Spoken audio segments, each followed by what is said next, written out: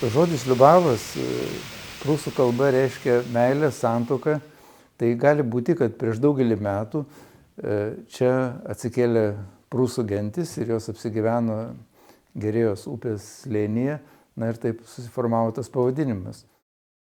Na matot, tie senieji dvarai, kurie formavosi, jie turėjo galimybės atsirasti tose ypatingiausiose vietose. Na ir pats Liubavo dvaras, tai tiesiog toks, na, kaip perlas tarp vandenų, kaip aš kartais sakau. Ir tiesiog aplinkui tai yra ištekliai, tai yra vanduo, tai yra upelis, tai yra iš šaltinių trykštantis vandenis, tai yra dar vienas šaltinis, kuris atiteka kilometrus per laukus.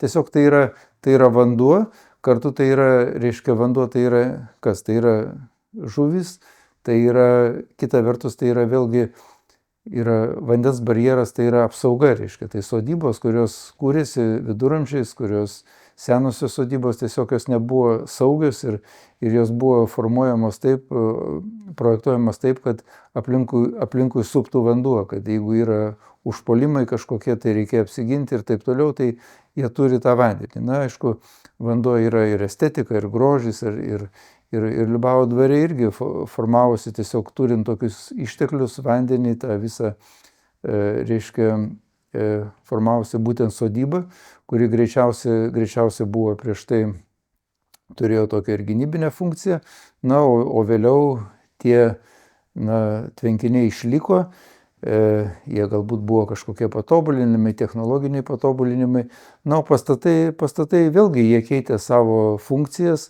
ir mes restauruodami oficiną, tarkim, ten maždaug 2 po pamatais giliai radome, reiškia, tarkim, koklius, kurie yra 15-16 amžiaus, labai seni kokliai, kurie matyta sodyba buvo žemiau, po to buvo kažkiek pasikeltas tas gruntas, reiškia, ir tiesiog tai yra labai daug tų sluoksnių, reiškia, istorinių sluoksnių ir keramikos, ir kitų radinių, kurie byloja, kad čia buvus, reiškia. Istorija, kurią atsekėm Liubavo dvaro, tai siekia Vytauto didžiojo laikus. Tai yra iš tiesų daug šimtmečių ir na, Liubavo dvaras per tuos šimtmečius labai keitėsi, formavosi, buvo pastatai perstatinimi ir tarkim, šitoj vietoj, kur buvo malūnas, jeigu žiūrėsime 19 amžiaus planą ir ten matysime, kad ten irgi yra malūnas, lygiai tokio pat dydžio, bet tuo metu tai buvo, na, malūnas turėjęs kitokias technologijas, tai buvo medinis malūnas. Tiesiog malūnam buvo reikalinga upė, reikalingas tvenkinys, tai yra tas išteklius vanduo, kuris galėtų sukti. Anksčiau sukdavo malūno ratą, o kadangi šitas malūnas jau yra labai modernus, labai pažangus technikos toks paveldo objektas, tiesiog jau jame yra sumontuota tuo metu pažangiausia švediška hidroturbina.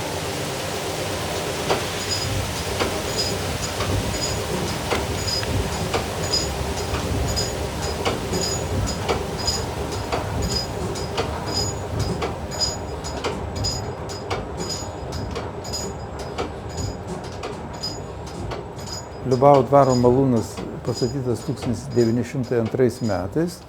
Tai istorizmo stiliaus pastatas. Jisai statytas užsienio meistrų, yra labai tokia aukšta meistrystė, akmens apdorojimas ir netgi Vytauto Levandausko knygoje Lietuvos mūro istorija, būtent šito malūno nuotrauka yra baigiama Lietuvos mūro istorija. Tarsi kaip ir užbaigė tą tam tikrą klasikinės statybos etapą. Na, per Pirmąjį pasaulinį karą buvo sunaikintas rūmas ir per to laikotarpį tiesiog labai daug ir kitose dvaro sodybose taip nutiko, tiesiog mediniai pastatai būdavo ten sudeginti ir kažkaip kitaip sunaikinti. Antras pasaulinis karas tiesiog kažkokių tai pastatų nebuvo sunaikinta per karą, tačiau po karo pastatai buvo neprižiūrimi ir daug iš jų sunyko tiesiog tų, kurie buvo mediniai, ypatingai kurie buvo mediniai. Tai, nes kadangi tiesiog Liubavas pateko kaip sakyti, tą priežiūrą, jeigu taip galima būtų pavadinti, jie naudojo ūkio reikmėms, Tai buvo, reiškia, įvairūs kolūkiai, tarybiniai ūkiai ir tiesiog, tie žmonės, kurie eksploatavo tos pastatus, naudojo, tiesiog nelabai galbūt ir rūpinosi ir, pavyzdžiui, kas susijęs su malūnu, tai vėlgi tai reikia išmanyti technologiją, kaip tą vandenį valdyti ir visą kitą. Tiesiog aš, kada jau dirbau prie to restauravimo, atkūrimo, tiesiog mačiau, kiek tai buvo, tokių neprotingų sprendimų ten padaryta, kad tą vandenį būtų sunku pažeminti ir taip toliau. Tiesiog jiems atrodė, kad yra geri sprendimai, bet iš tiesų jie nebuvo geri ir dėl to daug kas sulūžo, buvo ten išplauta, tarkim. Ir šiaip vyko tokie visokie dalykai, kurie galbūt dabar reikėjo vėl grįžti į tą status quo, į tą pradinę situaciją, kai nuo Liubavo dvaro buvo vanduo, keletas šaltinių buvo iš viso nusukti, kad aplenktų dvarvietę. Ir mes turėjom vėlgi grąžinti tos vandens srautus tam, kad prisipildytų tvenkiniai ir tam, kad tas Liubavas vėl įgautų tą pirminę, kaip sakyti, išvaizdą. Ir labai įdomus dalykas čia vėlgi iš to stebuklų, ko gero, srities, kai mes sutvarkėm tvenkinius, Liubavo dvare vėl atsirado gulbės ir prieš karą tiesiog čia gulbės gyveno, netgi buvo prie aukštutinio tvenkinio gulbių namelis, reiškia, ir po to jau dabar keletą metų, kai pas mus jau vėl yra tos dvi baltosios gulbės.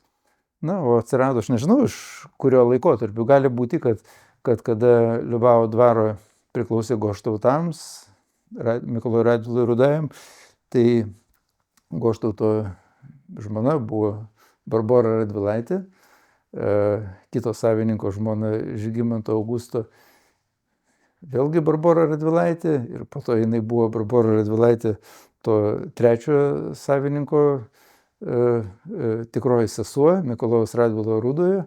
Tai šiaip sako, kad Barbora į Lietuvą atvežė gulbės, tai galbūt ir jos čia atsirado ir nuo tų labai senų laikų. Greičiausiai Vytautas Didysis dvarą už nuopelnus Lietuvai valstybei padovanojo Jonui Goštautui, Vytauto didžiojo kanceliarijos kancleriui, reiškia valdė Goštautai.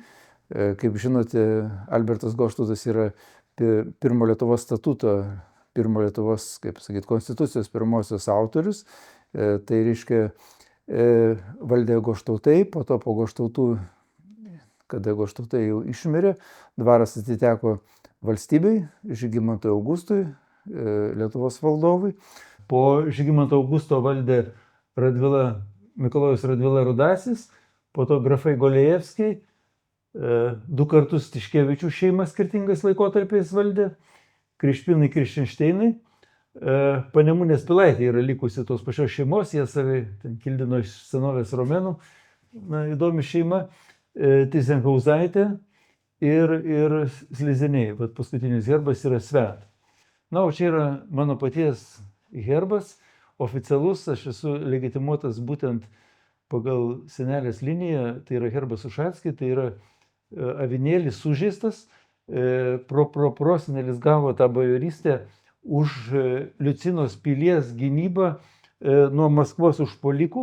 Tuo metu ta Liucinos pilis, jinai griuvėsiai yra likę dabar, tai yra dabartinė Latvijos teritorijos, tuo metu tai buvo Livonijos kunigaikštystė, kuri priklausė Lietuvai ir tas prosenelis mano buvo sužeistas, tiesiog ir tas avinėlis yra toks.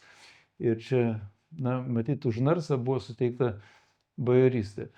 Per tą ypatingą architektūrą, kuri yra daugiasluoksnė, įvairių laikotarpių, tiesiog, matyt, sudėjus visas tas pastangas, kad jis yra pritaikytas ir viešas objektas, neužmirštant tų ypatingų tvenkinių viduramžiškų ir visų kitų dalykų, kurie čia yra Liubave, jisai išties yra svarbus, unikalus ir toks išskirtinis, sakyčiau, objektas. Kartais manęs klausia, kuris tau dvaras patinka. Man iš tiesų Liubavas labiausiai patinka, aš nežinau kodėl, gal dėl to, kad jis toks kažkoks ir žmogiško mastelio, ir kartu labai romantiškas, ir kartu toks atrodo netgi patys tie pastatai tokie, savotiški, kokie ledainė irgi, kitos tokios nėra. Kažkas tai čia visą laiką gyveno, matyt, tie kūrybiški žmonės ir jie kažkaip tą aplinką formavo tokią, kad jinai būtų kažkokia ypatinga. tokia, nu, vat, kaip atitiktų tą žodį liubavas, tai meilė.